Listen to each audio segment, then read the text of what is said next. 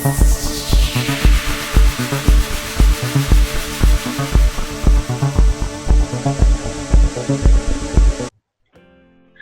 objective of this project is to successfully collate, interpret, explore, and analyze a subculture of a particular interest and its transition historically in mainstream culture through design in a fashion context.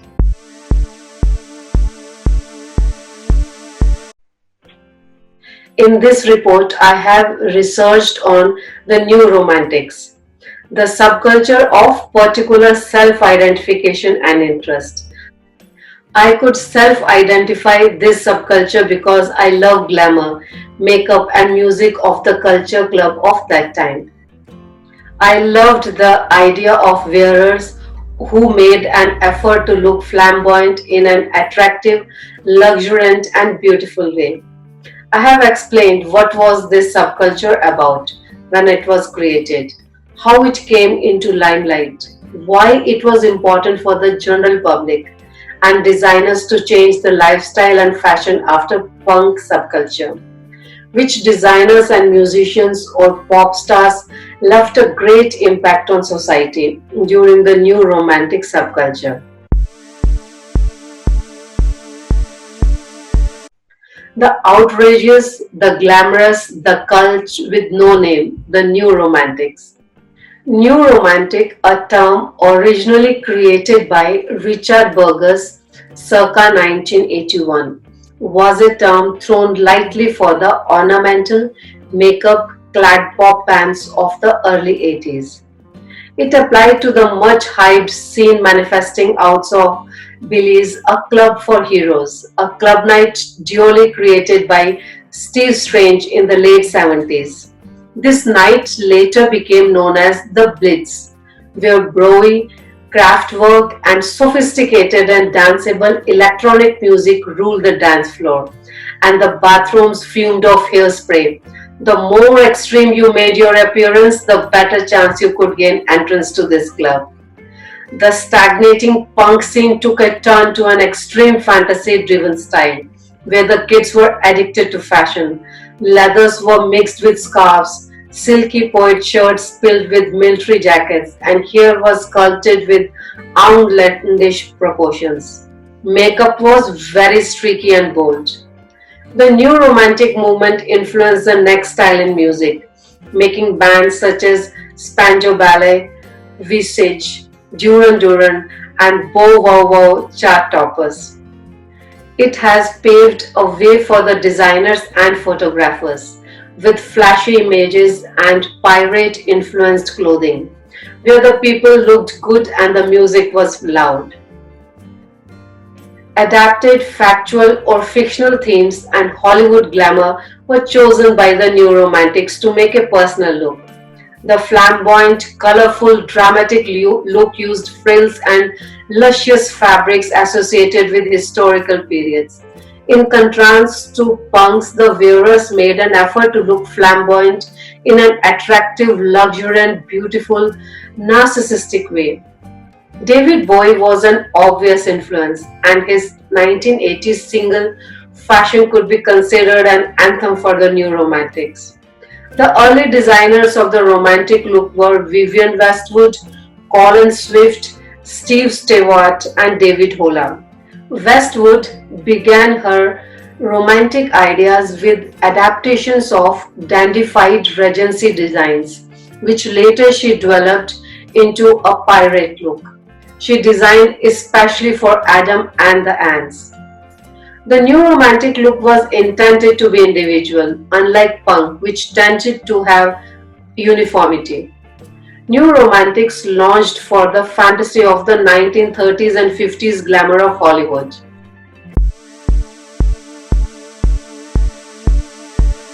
The look, rapidly dubbed New Romantics by the media, moved quickly into mainstream fashion and was reinforced by hot chart-topping pop groups of the time such as Adam and the Ants, Spandau Ballet, Duran Duran and Visage, David Bowie, Brian Ferry and Boy George were all influential singers of that era.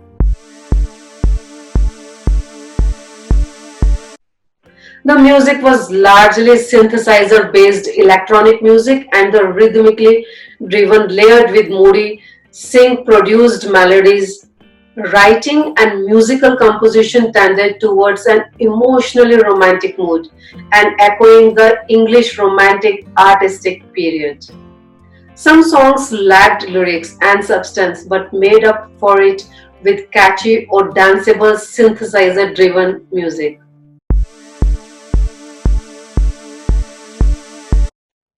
The fashion of the future is here, and Duran Duran knew it already. Many years ago, with their new romantic style, no matter how strange it looks now, they wear it well.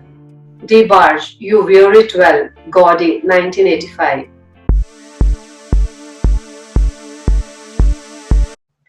At the top of the masculine makeup heap, Boy George, I absolutely loved the music of Culture Club that time. I was about 11 or 12 when Boy George appeared on the music scene.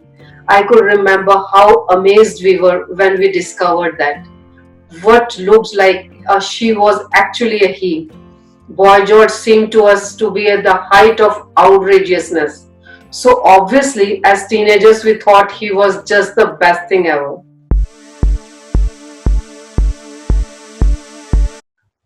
Occasion wear included a return of cocktail dresses and evening suits with flared basque jackets, or Chanel like brocage jackets and just above knee short straight skirts.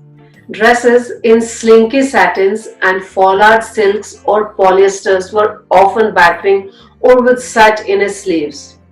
Both styles had shoulder pads, and frequently swathes of fabric were gathered and ruched onto hip bands. With falling silk, crepe, de chine, or chiffon asymmetric draped swirling skirts. Lace was popular for evening, especially cream lace bound with cream satin collars. Lace collars made an appearance after being worn by the princes of Wales. Mohair sweaters were oversized, but covered with lavish beading of satin applique they could be worn for evening too.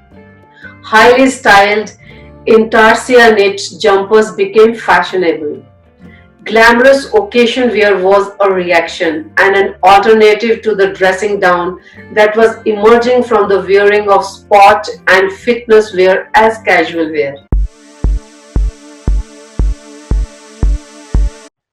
Glamour became in 1980s norm, and occasion wear was influenced by the romantic idea of dressing up. Dressing up was in again and filtered every avenue of fashion, eventually influencing the world through media uptake via television soap operas like Dynasty.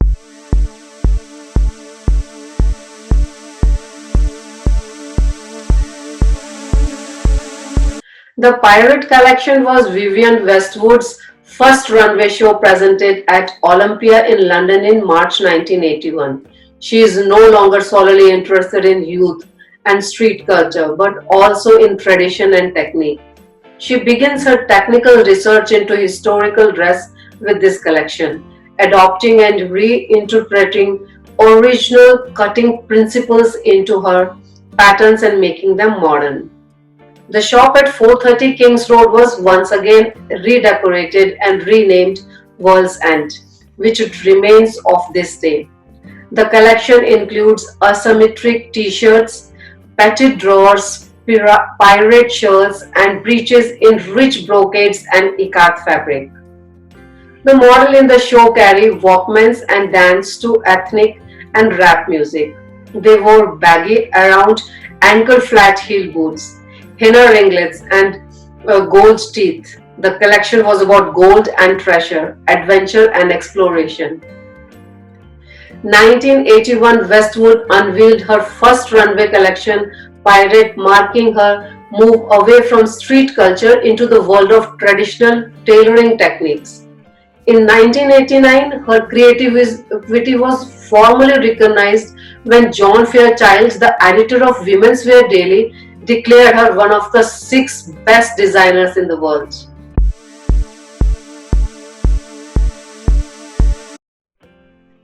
Buffalo Collection 1982-1983. Urban cowgirls and boys go out to play in sheepskin wraps and layers of wool and cotton in earthy swampy shades.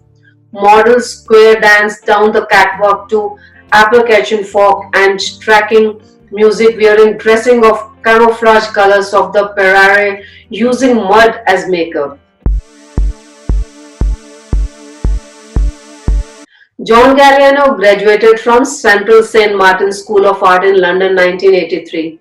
His final year collection, Les Incoyables, was immediately bought up by Bronze, a leading fashion store in London.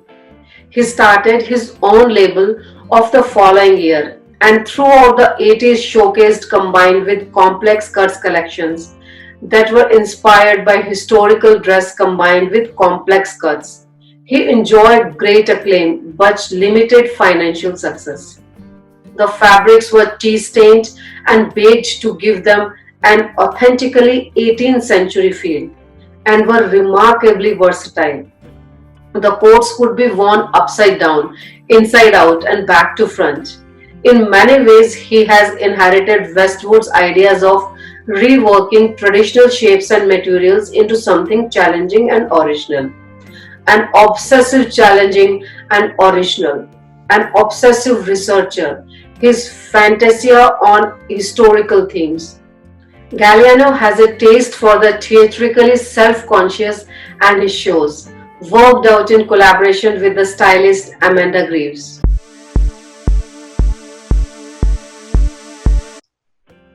In conclusion, I would like to say after punk, pop culture wanted to dazzle again.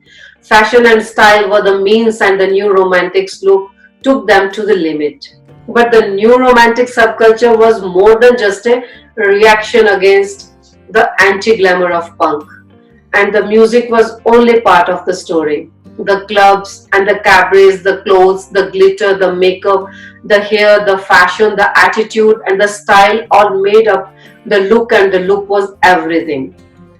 Among the new romantics were several talented fashion designers, musicians, and club entrepreneurs who never quite fulfilled their promise in the straitjacket of punk, but who now forged a link between street style, club culture, and popular music, which remains in effect to this day. They also possessed formidable PR skills. Indeed, perhaps the greatest accomplishment of the new romantics was the extent to which they bought the media with their own control, prompting the launch of a new breed of style magazines such as ID and The Face, which for the first time gave club culture and street style the credit they deserve.